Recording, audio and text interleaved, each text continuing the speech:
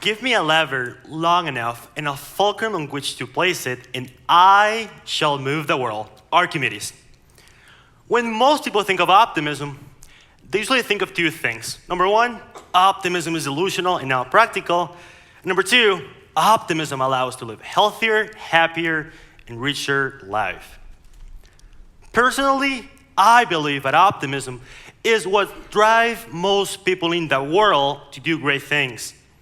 Optimism is what causes people to take risks, start companies, start nonprofits, go to the gym, and even do little things as waking up early in the morning.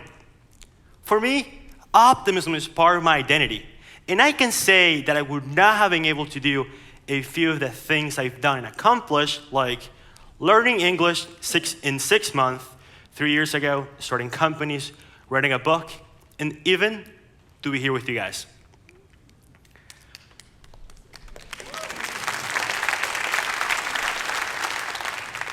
However, not all teenagers are out there doing the things that I'm doing. And that is completely fine. I get it. I'm a little different. But I'm not here to show off or even to motivate people. I'm here because I'm concerned. I'm concerned about the lack of optimism in the world. I'm concerned about my generation. And I'm concerned about the future of future generations. Every generation seems to revel from previous generations.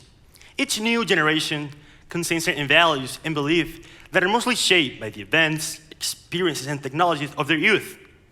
And of course, these values and beliefs are different from their parents. I'm 17 years old, and I am part of Generation Z. Generation Z means the internet. Generation Z means smartphones. Generation Z means globalization. Generation Z means school shootings. Now, Generation Z seems to mean pessimism. I get why teens like me might become pessimistic.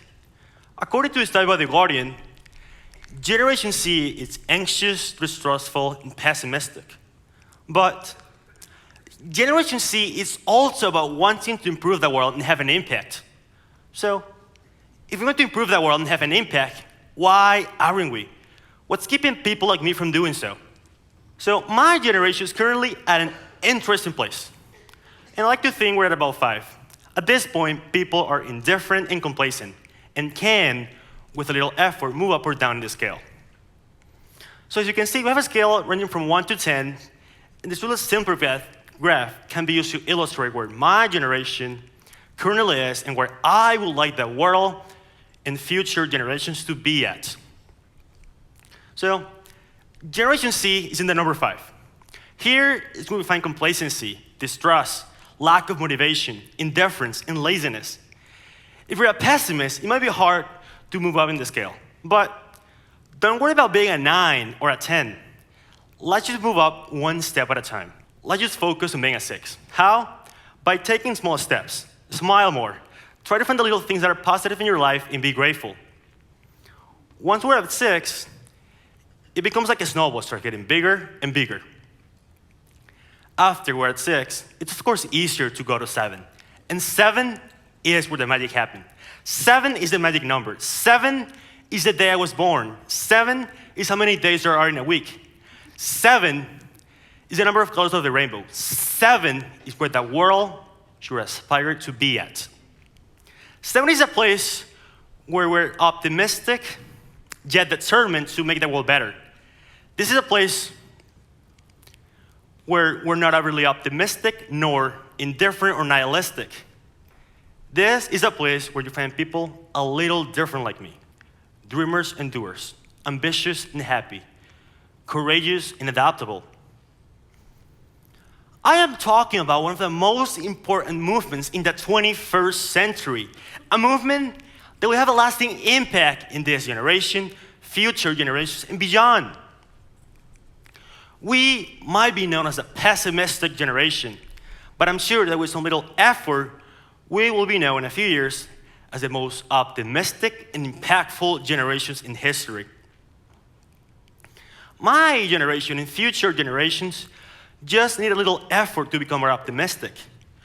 When we're optimistic and positive, our minds broaden our awareness and encourage remarkable, analytical, and innovative thoughts and actions, as Barbara Fredrickson discovered in her broaden and build theory. If we as a society want to keep the rate of innovation and progress that the world has had in the last decades, we have to be optimistic so that new and groundbreaking ideas can flourish. I would like to live in a world where we think optimistically about our life and our future.